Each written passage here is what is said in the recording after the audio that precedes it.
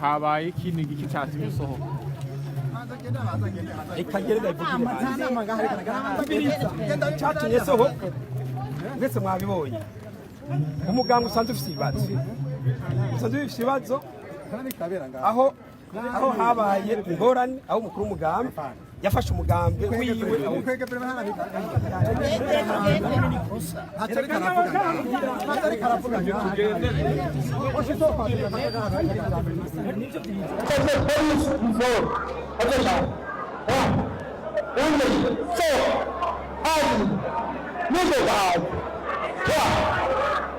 turi kwigenekerezo ya munani Myandagaro umwaka w'ibihumbi 2026 abanywanyi b'umugambwe Ipona bari bakuraniye mu cumba c'ikoraniro kaminuza ryari ko ribera Muramvya ku cicaro gikuru cy'uwo mugambwe. Iri koraniro ryari rifise intumbero yo gufata ingingo zihambaye ku bijanye na kazoza k'umugambwe harimo no kwitegurira amatora y'umukuru w'igihugu ategekanije mu mwaka w'ibihumbi 2027. Ariko uko byari vyitezwe siko byagenze. Muri iri koraniro kaminuza havutse akajagari ndetse bamwe barasohorwa ku nguvu. Ni ikihe kibazo mu by'ukuri kiri mu mugambwe Ipona? Ibi kugira tubitahure turasubira inyuma imbere y'uko Burundi bwikukira imbere y'ivuka ry'umugambwe Ipona. Umudasigana rero azoramuka hagaritse umutima abantu bakavantara bari mu Burundi cabure abo bidasangiye umugambwe azobagiriye nabi cyane u Burundi kandi n'uguhanwa azohanwa bimwe bishimitse. Mu mpera z'umwaka w'igihumbi kimwe n'amajana 950 Uburundi bwari bugitwarwa n'ababirigi. Ariko hari ibihugu vya Afrika byari byaratanguye kwikura kw'intwaro z'abazungu ndetse hakaba hariho n'icizere ko no Burundi buzohava bushikirwa. Iki cizere cabonekera mu mugambwe w'abadasigana Ipona, umugambwe waje haranira kwikukira ku Burundi urongoye n'umuganwa Rudoviko Rwagasore n'abandi bari kumwe bipfuza ko bafata ibintu mu minwe ababirigi bagataha iwabo. Ariko hari abandi batabibona uko bipfuza kwigumira mu maboko y'ababirigi. Aha twavuga umugambwe PDC watwagwa na Birori na Ndendereza. Mu mwaka w'igihumbi kimwe n'amajana 961 habaye amatora y'abadepite. Umugambwe Ipona warayatsinze uronka intebe 58 kuri 64 zari zitegekanijwe. Rwagasore yahise abumushikiranganje wa mbere ariko havaragandagurwa mu minsi mike yakurikiye. Aha ni hinjyane mu by'ukuri zatangiye kuvuka mu mugambwe Ipona. Paul Mirerekano na Andrea Muhigwa bagwaniye uburongozi bw'umugambwe umwe wese ashaka gusubirira umuganwa Rudoviko Rwagasore. Kwigenekerezo ya 4 Mukakaro umwaka w'igihumbi kimwe n'amajana 962 habaye inama mu mugambwe maze bafata ingingo ko Andrea Muhigwa yoba umukuru w'umugambwe. Paul Mirerekano yanse kwemera ubu burongozi. Imbere havuka n'inkuta zibiri, Monolomve yari ku ruhande rwa Mirerekano hamwe na Casablanca yari ku ruhande rwa Muhigwa. Ibintu byakomeje kuba bibi gushika muri Nzero umwaka w'igihumbi kimwe n'amajana 965 umunsi Pierre Ngendandumwe yari umushikiranganje wa mbere kandi akongera akava mu mugambwe Ipona yaraswa. Inyuma ya Rwagasore Uburundi bwari buhejeje kubura yindi ntwari. Muri uyu mwaka nyene ni naho habigeragizo ry'itembagazo ry'ubutegetsi. Mu misi yakurikiye Paul Mirerekano yagirijwe kubigiramwo uruhare ahava arafatwa hanyuma aricwa. Micombero amaze gutembagaza intwaro ya Cami mu mwaka w'igihumbi kimwe n'amajana 966 yahise afuta iyindi migambwe hemegwa Ipona yonyene. Byose byaje guhinduka mu mwaka w'igihumbi kimwe n'amajana 993. Iyi monopole yaraheze maze President Buyoya yemera imigambwe myinshi kubera impinduka za politike zariko ziraba mu isi y'ico gihe. Major Petero Buyoya oye! Major Petero Buyoya komera! Kodebu oye! Pepe oye! RPP oye! Hari hageze ko Ipona yongera guhiganwa n'iyindi migambwe. Ariko nta wibaza ko uyu mugambwe wa Rwagasore washobora gutsindwa mu matora. Ariko mu by'ukuri Ipona ntiwarukira umugambwe wa Rwagasore wari waratakaje akarangamutima k'umugambwe. Umugambwe mu by'ukuri Rwagasore yipfuza. Ariko rero muri iryo tora uwatsinze n'uwatsinzwe n'abarundi basangiye intara bakagira umwami umwe. Naho nyene badasangiye umugambwe Uburundi burabakeneye bose. Nico gituma inshuti zanje intsinzi y'uyu munsi atari intsinzi y'umugambwe. Uyu munsi hatsinze amahoro, hatsinze iteka n'itekane ry'u Burundi. Kuko nyene ahatagira ubukuru nyabwo hatagira iteka ntihagire n'itekane, ahatagira ubukuru nyabwo ntihaboneka amajambere. Igitsinze uyu munsi kandi ni demokarasi y'ukuri, demokarasi nk'uko abarundi bayumva kandi bayifuza. Namwe murazi ko ico abarundi bifuza ari ubutungane bw'ukuri. Ubu rero ubutigu burageze bw'ukwihweza ibibazo vyerekeye Burundi. Ivyo bibazo murabizi namwe, hari ukongereza itunga ry'igihugu, hari biraba amatongo yanyu, hari biraba uguteza imbere abato bato n'abakene, hari vyerekeye amashuri n'ibindi.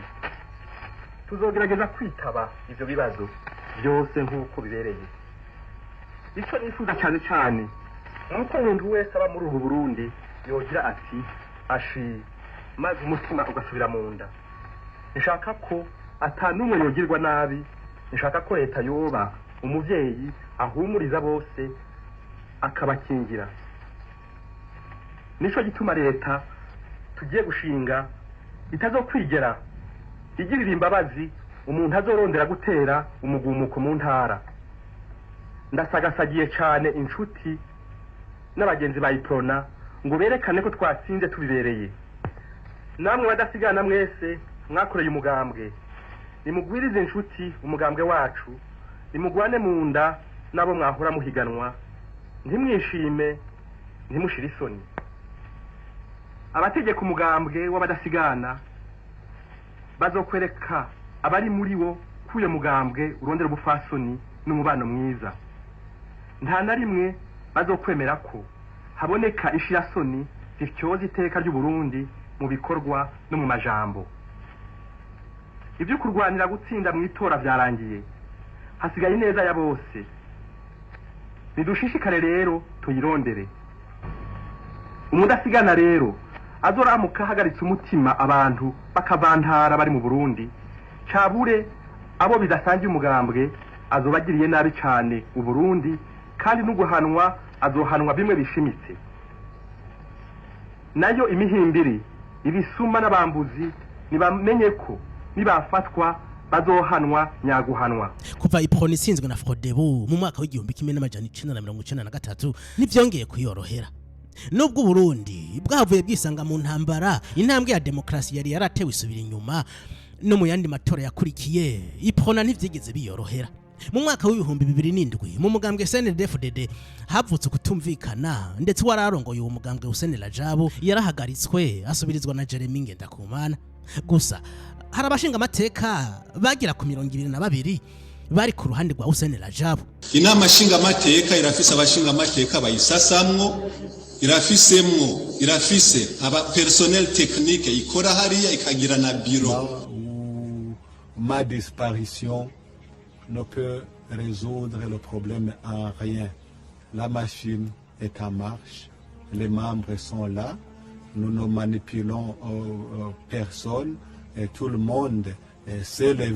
Aba bashinga amateka bahavuye biyunga n'abandi bo muri opposition, maze batangira kutitabira ibikorwa by'inama nshinga amateka ibyateje ingorane muri CNDD-FDD, maze President Nkurunziza afata ingingo zahavuye zifata n'iyindi migambwe. President yahinduye leta, maze ategeka imigambwe Frodebu na Iprona gutanga bitarenze mu masaha 28 amazina y'aboja muri yo guverinoma nshasha. Iyi migambwe yaravyanse, maze President aca yihitiramwe abashira muri iyi guverinoma yiwe batarungitswe niyo migambwe. Iki gihe umugambwe Iprona wahise uhagarika Martin Nduwimana yari vice president, yagirizwa gushigikira iyo leta nshasha ya President Nkurunziza. Hadutse akajagari ku cicaro gikuru c'umugambwe, hacungirwa n'igipolisi, ndetse Aloyize Rubuka yari umukuru w'umugambwe Iprona yankirwa no kuhegera. Inyuma y'ibiganiro vyabaye hagati ya President Nkurunziza n'imigambwe yo muri opposition harimo na Iprona, ibiro bikuru by'uyu mugambwe vyumvikanye kwihagarikwa rya Martin Nduwimana, maze uyu ahita atanga imihoho ku mwanya w'icegera c'umukuru w'igihugu asubirirwa na Yves Sahinguvu. Inyuma y'ibi vyabaye mu mwaka w'2007 umugambwe Iprona watunganije ikoraniro ridasanzwe mu mwaka w'2009 mu ntumbero yo gusubiza hamwe no kwitegurira amatora y'umwaka w'2010. Muri iryo koraniro Bonaventure niyo yankana niwe yatowe ngo arongore uwo mugambwe, nayo Consilia nibigira abicegera ciwe. Mu matora y'umwaka w'2010 inyuma y'amatora y'abajenama b'amakomine, imigambwe myinshi yikuye mu matora yakurikiye, ariko Iprona yahinduye iciyumviro maze bitaba amatora y'abashinga amateka yabaye ku igenekerezo rya 2023 mu Kakaro mu mwaka wa 2012 mwikoraniro kaminuza giyo mugambwe ryabereye Gitega. Karori Nditije niwe yatowe ngo umukuru w'umugambwe. Bose ntibemeye ubwo burongozi, bavuga ko ikoraniro kaminuza ritakurikije amategeko, ibyatumye havuka kandi kajagari ikashikanye ipona ku mpande zibiri zitumvikana. Ubushikiranganje mu byo bujeje harimo imigambwe bwahavuye bwemeza ko inzego zatowe mu mwaka wa 2009 rizozemewe n'amategeko. Nous avons analysé les statuts du parti prenant. Nous avons analysé la correspondance nous transmise le 30 décembre 2009. Nubwo byari bimeze uko, Charles Nditije nabiwe ntibigeze bavyemera, bagumye barekara mu burongozi bw'umugambwe. Umwaka wa 2015 wageze, ipona ikirimwe ibice bibiri, igice ca Charles Nditije n'ikindi gice cyari kirongowe na Consilia Nibigira. Mu matora y'uwo mwaka umugambwe ipona wa Consilia Nibigira warungitse Gaston Ndimwo guserukira umugambwe mu matora y'umukuru w'igihugu.